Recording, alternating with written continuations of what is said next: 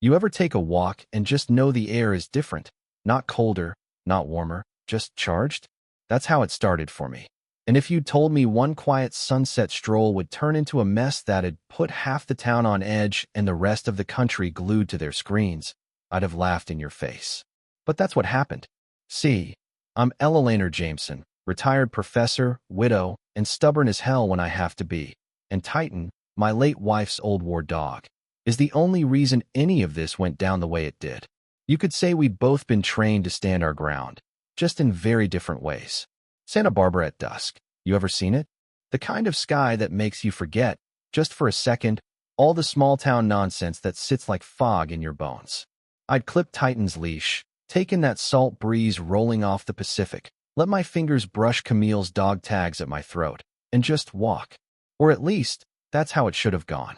But lately, I'd felt this shift, like the neighbors' waves turned into long, quiet stares, like the whole street was holding its breath, waiting for something to snap. Even Titan felt it, sniffing the wind, posture a little tenser, eyes scanning every shadow. You know what I mean? When your gut starts talking, it's smarter than anything you'll hear on the news. It got worse the night I spotted that cruiser, black and white, tucked 2 blocks down with the lights off and 3 silhouettes just watching. They'd been circling my street for weeks. Clay Breener, the sergeant who could smile and sneer at the same time. Matt Riley, knew enough you could still see the boy under the badge. And Drew Watkins, who laughed loudest when folks got uncomfortable. They didn't need words. Their presence said it all. You're not from here, don't get too comfortable, we see you. And that's the thing. People like me, black women with opinions, don't get to be invisible, but we're not supposed to be loud either. So you just keep walking, back straight, pace steady, every step a silent reminder. I belong here. Titan and I did our usual loop, but my mind wouldn't settle. I could feel Camille's voice, that gentle but unbreakable tone. Walk like you own the ground. Walk like they can't erase you. So I did, refusing to let my pulse show in my step, refusing to give those men a reason. But fear, it finds the cracks, seeps in like fog. The next night, same cruiser, same faces, only this time they got out, standing just a little too close. Clay with his arms crossed, Matt with his hands shoved in his pockets, Drew twirling his baton like it was all some joke. "Morning, ma'am," Clay said, voice sugary with that flavor of fake. "Officers," I replied, chin up, grip tight on Titan's leash. Drew eyed Titan, smirking. "Hope he's not too much for you." Titan let out this low growl, just a warning. Nothing wild, just enough to say try me. Clay stepped forward, "Pretty dog. What's he trained for?"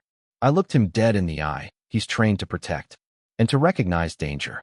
For a second, just a flicker, that mask slipped. But only a second. They started hinting about complaints, folks supposedly nervous about a big dog in the neighborhood. I called his bluff. "He's on a leash, as the law requires." Clay shrugged. "Perception matters these days." I shot back. "Is this a warning, Sergeant? Just looking out for the community. Are you? Or are you reminding me you're watching?" The smile faded. "Game recognized, game," as my wife used to say. I walked on, but the air was sharp with tension, like a storm was about to break. Days passed. I could feel the town shifting, old friends ducking their heads, strangers crossing the street, folks pretending not to see me at all. It was small stuff, but it stung all the same. Titan and I kept walking. I needed to. One day, I played an old voice memo Camille left me when she was dying. Whatever happens, don't let them shrink you, especially when they smile while they're doing it. I played it twice. I needed it. Then came the night I took the long way home, that sacred path by the old mission where Camille and I first learned to be visible together. Titan tensed, and I followed his eyes. The cruiser was creeping toward us, headlights off, slow as a snake.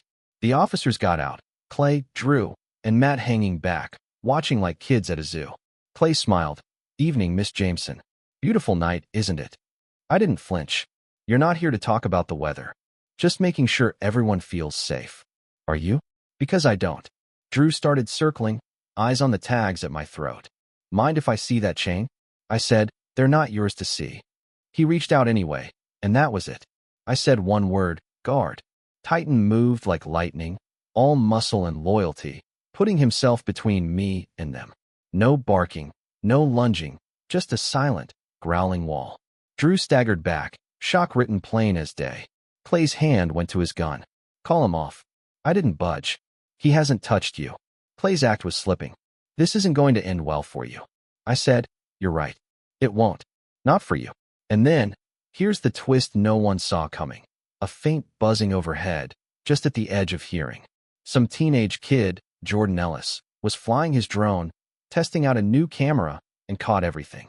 No one noticed, but Drew, who cursed when he saw the red light blinking.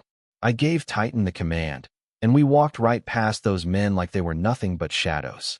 Matt, the rookie, looked like he'd seen a ghost. That footage hit the internet that night.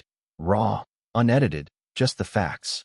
And suddenly, my quiet fight on a sunset trail was everyone's business. Walk with Ella Laner started trending. The video split the town right down the middle. Some folks called me brave. Others called me a troublemaker, said I was playing the race card, training my dog to attack. But for the first time, the silence was broken, and nobody could pretend they hadn't seen. People started acting different. Some crossed the street to avoid me. Some nodded, whispered, "We got your back." A boy on a bike yelled, "Miss Jameson, we saw," at the top of his lungs. I went to the weekly veterans brunch. The chair next to me stayed empty all morning. Later, Deputy Mariah Lake called. "We're opening an investigation. The footage, it's damning, and we're seeing patterns. Stopping black residents without cause." I asked what it meant for me. She said, "It's going to get louder before it gets better."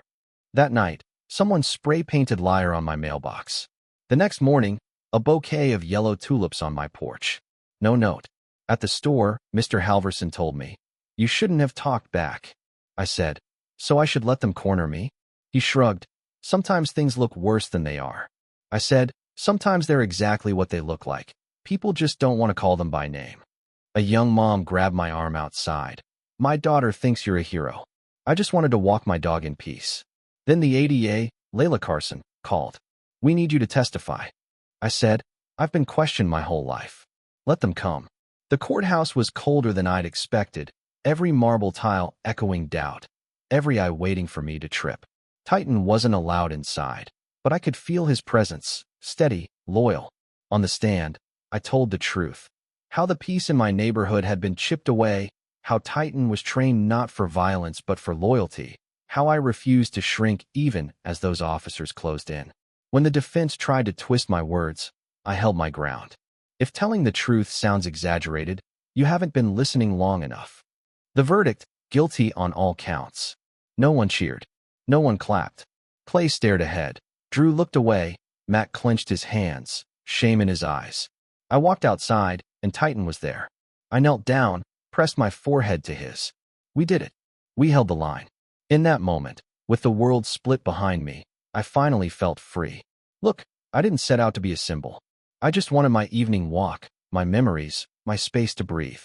But sometimes, history taps you on the shoulder when you least expect it, and you have to choose, stand or shrink. I chose to stand. Titan was more than a protector.